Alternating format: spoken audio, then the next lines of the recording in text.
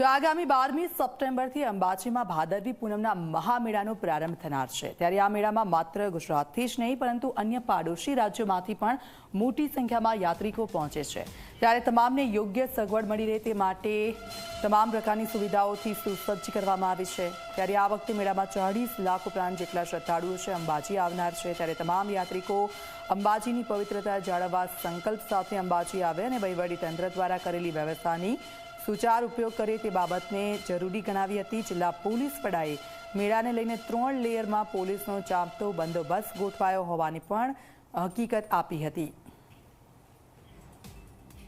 સમગ્ર રાજ્ય, દેશ અને વિશ્વના ખૂણે ખૂણે રહેલા તમામ માઈ ભક્તોને આજે ભાદરવી પૂનમના મેળામાં પધારવા માટેનું હાર્દિક નિમંત્રણ આપું છું। જે પણ મેળામાં શ્રદ્ધાળુઓ આવવાના છે એમને કોઈ પણ જાતની તકલીફ ના પડે તેના માટેની તમામ ટીમો દ્વારા સમગ્ર તૈયારી કરવામાં આવી છે।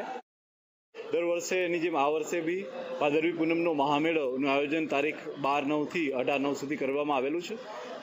આ દિવસો દરમિયાન આશરે 40 લાખથી વધારે યાત્રીઓ જે છે એ અંબાજી આવતા હોય છે, જેને લઈ અને રેવન્યુ તંત્રની સાથે સાથે પોલીસ તંત્રએ બી પ્રોપર રીતે આમાં મહેનત કરેલી છે અને બંદોબસ્તની પૂરતી સંખ્યામાં પોલીસ અને એના ઉપરી અધિકારીઓને મૂકવામાં આવ્યા છે।